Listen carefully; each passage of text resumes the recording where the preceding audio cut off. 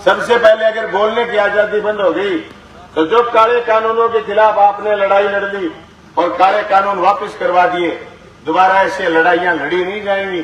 अगर बोलने की आजादी खत्म हो गई तो आप अपने हक की बात नहीं कर पाओगे। और ये कोई आसानी से नहीं मिली थी बोलने की आजादी। आज से पहले जब अंग्रेज राज में थे तब लोगों को जलसा जुलूस करने की आजादी नहीं थी। जब राजाओं का राज था तो लोग सामने नहीं बोल सकते थे। और हमारे तो राजस्थान में तो इतना बड़ा अंतग्रह हुआ है राजा महाराजाओं का कि लोगों को ऐसी ऐसी कुप्रथाओं से गुजरना पड़ता कि आज हम माइक में नहीं बता सकते। ये बोलने की आजादी बड़ी मुश्किल से मिली हुई है, जिसे मोदी जी छीनना चाहते हैं। भाइयों, मैं आपको स्पष्ट बताऊं, मैंने सुना कई गांवों में चर्चा, किसान फलाना फलानी जाति को वोट गिरेगा, फलानी फलानी जातियों के लोग उसको वोट गिरेंगे। मैं कहता हूं अगर मोदी प्रधानमंत्री बना तो इस देश का संविधान बदलेगा और संविधान में न सिर्फ वो बोलने की आजादी खत्म करेंगे, वो आरक्षण भी खत्म करेंगे। मैं उन लोगों से कहना चाहता हूं जो आज भी कोई जातियों में बट करके और चुनाव में वोट डालना चाहते हैं, वो सोच लें इस बात की कि मोदी का पहला हमला लोगों की बराबरी तोड़ने का है। जो ये बराबरी का दर्जा संविधान ने दिया है, सबसे पहले अगर संविधान बदलने की बात आई तो लोगों को बराबरी का दर्जा खत्म करेंगे। मैं ये बात इसलिए थोप करके कह रहा हूं कि हमने अनुभव करा है भारतीय जनता पार्टी की राजनीति से, हमने अनुभव करा है इनके राजनीतिक सिस्टम से। इन्होंने खुद भारतीय जनता पार्टी के भीतर अंदरूनी डेमोक्रेसी जिसको बोलते हैं, भीतरी लोकतंत्र, उसको भी खत्म कर दिया।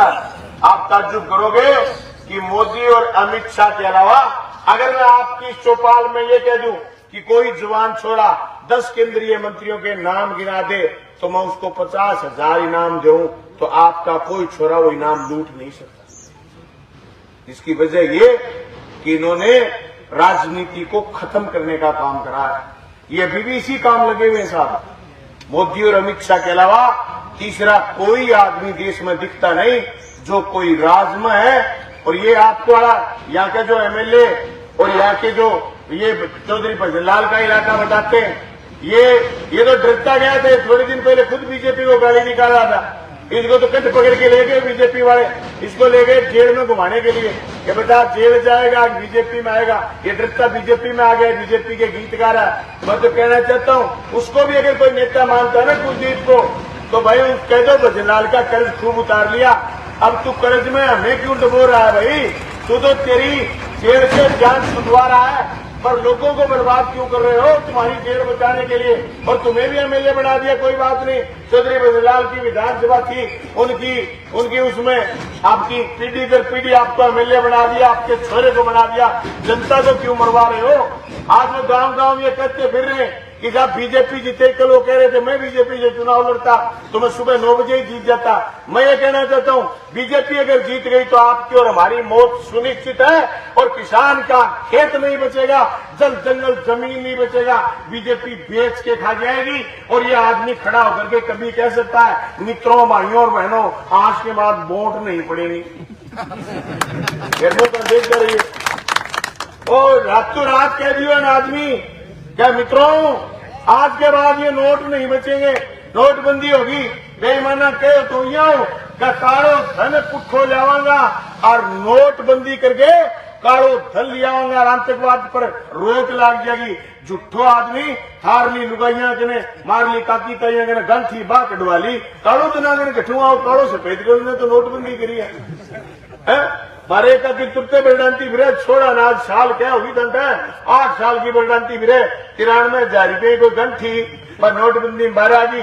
क्या खोज के बरत दी तुरते तुरका क्यों सारी जिंदगी में 93 बढ़ाए, सारे दिन में 93 से बढ़ा को नहीं होगा क्यों हो बरडांती फिरे सारे दिन मोदी निकाल काटे के मैं कर दूंगा मैं जदर के काटी काटे तो यह मोदी विरोधी में जोर का बाकी और ओढ़े काटे। ये स्थिति थी पूरे देश में कि नोटबंदी से हिंदुस्तान को नुकसान के अलावा कोई फायदा नहीं हुआ। करा क्या पता है आपको? सारा अपने मित्रों का 2 नंबर का पैसा 1 नंबर में कर गया। मैं तो 2 साल तक नेपाल में बैठ के रुपया बदला गई मैंने 2 साल तक नेपाल में रुपया बदले। जो कहते हैं कि नहीं दबेड़ो रुपयो वो नेपाल में जाके बदल दियो। इतना झूठा लोग है देश के बड़े पूंजीपति ना फायदो करे आपा ना नुकसान करे और इतना बड़ो नुकसान करे जगह की कीमत आपा पूरी जिंदगी कमा के को उतार सका। आपा गया कर्ज माफी खातर आपा गए किसानों को कर्जो माफ कर दो, मोदी मना कर दियो मार्गन तो रुपया को नहीं, बड़े पूंजीपतियों को 16.5 लाख करोड़ रुपया माफ कर दियो। अपनो कर्जो इतनो हो ही को नहीं, देश के किसानों को माफ कर दिया। आपा कहो एमएसपी पर खरीद कर लो, बोले मार्कने रुपया को नहीं, एमएसपी पर खरीद करे ज्यादा बदले फसल देवा सरकार कने 1 लाख करोड़ 1.5 लाख करोड़ 2 लाख करोड़ को खर्चो है, एवं फालतू सरकार को कोई खर्चो है को नहीं, क्योंकि आप जिन्स तो बराबर देने लग रहे हैं। बा जिन्स रीसेल वैल्यू में भी आवेगी, बा 16.5 17 18 लाख करोड़ रुपया खर्चो अनुमानित बतायो आपने लोगों की भी 1 साल में 18 लाख करोड़ रुपया खर्च होगा। बीते की मेथाने फसल जाएगा थे बेंगे रख रखाव में, बेंगे मेंटेनेंस में, बेंगे खरीदन में, बेंगे बेचन में, बेंगे ढुलाई में, बेंगे आपके स्टोरेज में लगाने में खर्चो ज्यादा से ज्यादा 1 लाख करोड़ 1.5 लाख करोड़ हो मना कर दियो। लेकिन अदानी और अंबानी और 50 पूंजीपतियों को 16.5 लाख करोड़ रुपया माफ कर दियो। लड़ाई आ है कि वो बड़े पूंजीपति देश बेचन लाग रहे हैं और बहुत झूठो आदमी है और लाल किले पर खड़े हो गए कह मित्रों भाइयों बहनों मैं देश नहीं बिकने दूंगा और नीचे लाल किलो बेच दियो। हाँ बड़े खड़े भाषण दे कि लाल किला वो कह मैं देश नहीं बिकने दूंगा और लाल किलो दियो बेच, लाल किलो बेच रखे। अब देश की संपत्ति को नहीं है लाल किलो लीज पर टिका दियो। मैं पूछो झूठो आदमी मैं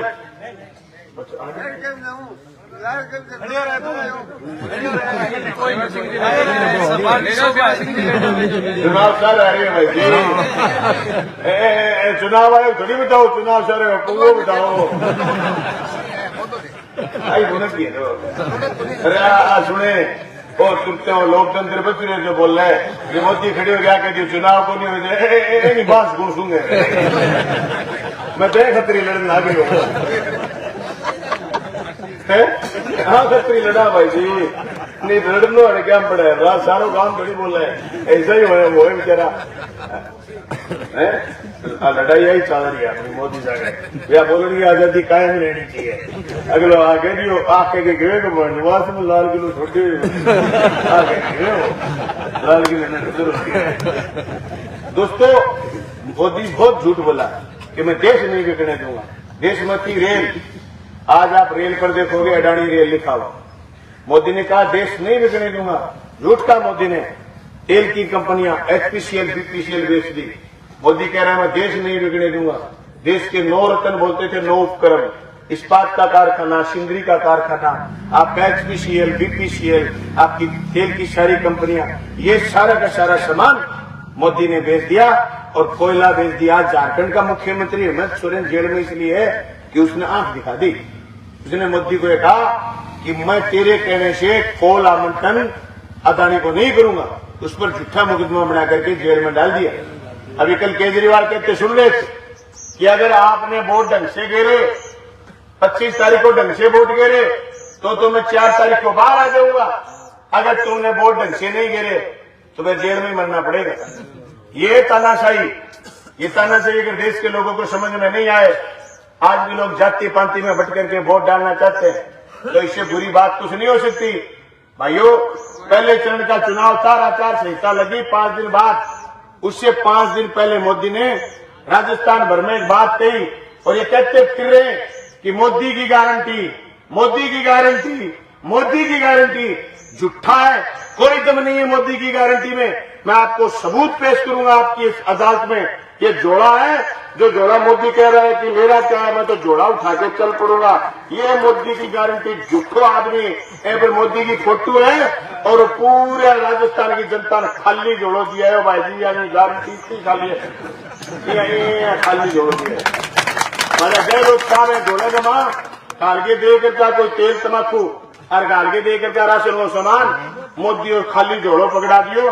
पड़ूंडा आपकी छपा रखी है फोटो और फोटो छपा के 3 करोड़ लोग दिए एवं झूठी गारंटी के उसके भाई साहब। और एक जोड़े पर के लिख रखे एक बात को अंदाजो और लगाओ थे, एक जोड़े पर लिख रखे है कि लाभार्थी पूरे देश में 5 किलो राशन का लाभार्थी कितना 80 करोड़ और खर्चो कितो 12 लाख करोड़।